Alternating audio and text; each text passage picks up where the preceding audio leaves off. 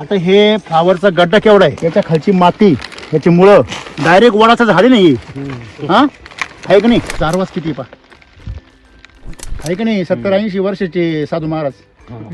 हा? एवढा मोठा गड्डा झाल्यावर केमिकलवर तो खराब होऊन गेला, पण हा अजून तसाच्या तसाच आहे की नाही? माझ्या आयुष्यात म्हणजे 35 वर्षाच्या वयात एवढा गड्डा पहिल्यांदा पाहिला. त्याच्यावर नजर ठरती का? त्याच्यावर नजर ठेवा बरं, लगेच चमकते की नाही? मग ही ताकद तुम्ही कुठल्याही साधू पुरुषाकडे बघा, ते चेहऱ्यावर काय राहते आपण बघू नाही शकत, म्हणजे जवळ सुद्धा जाऊ शकत नाही जास्त. तुमच्या मालावर चमक म्हणजे त्याच्यामध्ये अमृत आहे. तुमचा माल डल झाला म्हणजे त्याच्यामध्ये विष. माणसाचं पण करायचं, माणसाच्या चेहऱ्यावर चमक म्हणजे हा माणूस आनंदी आहे, आणि माणसाचा चेहरा उतरेल म्हणजे याचं वाटवच होईल. हे एवढं सोपं आहे. ज्याची शेती चांगली त्याची मती चांगली, ज्याची शेती नासली त्याची मती नासली. ते पैसे तुमच्या चेहऱ्यावर चमक नाही आणू शकत, लक्ष्मीच आणू शकते. ज्याच्याकडे लक्ष्मी नाही त्याच्याकडे आरोग्य पण राहा. पहिलं आपल्या मातीला काय पाहिजे? आरोग्य. तुम्हाला जर श्रीमंत व्हायचं असेल ना, सगळं सोपा पर्याय काय आहे? मातीला काय करा? श्रीमंत.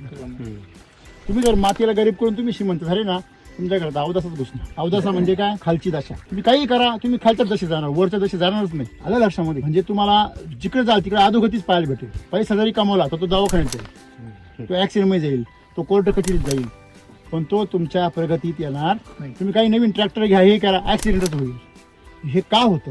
अधोगती. ही अधोगती होण्याचं कारण काय? तुम्ही लक्ष्मीची पूजा केली पाहिजे, अवदशीची नाही. लक्ष्मीची पूजा म्हणजे काय? अमृत तयार केलं पाहिजे, त्याला पोषण दिलं पाहिजे, विष नाही दिलं पाहिजे.